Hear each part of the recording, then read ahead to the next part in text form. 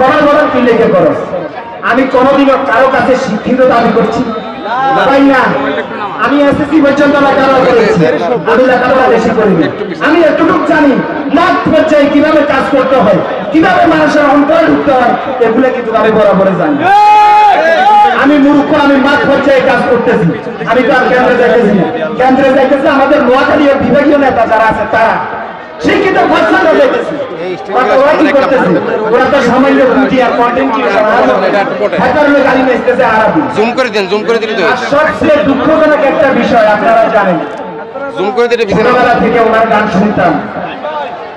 আস্তে আস্তে কথাগুলো বলতে হয় সেটা হচ্ছে আমাদের আসিফ আকবর ভাই ওনার গানগুলো আমাদের কাছে এত ভালো লাগতো উনি যে কথাটা বলছে ওই কথাটার কারণে আমার মনে হয় না নোয়াখালীর 100% লোকে মনে কষ্ট নিছে উনি কি কথা বলছে আপনারা জানেন উনি বলছে কুমিল্লা যদি বিভাগ না দেওয়া হয় আপনারা অন্য রাস্তা খুঁজুন মানে ওনাদের রাস্তায় আমাদেরকে যেতে দেবে না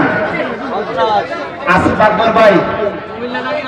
একটা জিনিস হচ্ছে আটটা সরান উনারে বলতে পারেন ভাই আটটা একটু দিকে সরান ভাই আমাদের পুরো বাংলাদেশের একজন আপনাকে সবাই বাংলাদেশের মানুষ সবাই আমাদের ইয়েতে তো নিবে না ভাই আপনারা কথা বলবেন না যারা মানুষের অন্তর থেকে উঠে যান আমি শুধু আপনার কাছে এটাই রিকোয়েস্ট করব আর অন্য কিছু না ভাইরা আমার আপনারা জানেন আজকে একটা কথা বলি হাসনাত আব্দুল্লাহরে করানো ছিলেন দেখেছিলেন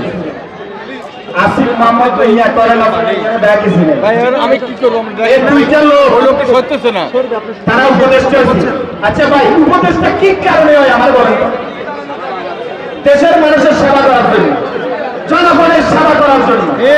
নিজের পকেট করার জন্য ভাই একটু ওদিকে যান না ভাই এই দেড় দুই বছরে কি করেছে আপনারা জানেন স্পষ্ট করে আমি বলে দিতে চাই তারা এমন পয়সা কামাইছে ভাই তারা এখন এমপি ইলেকশন করছে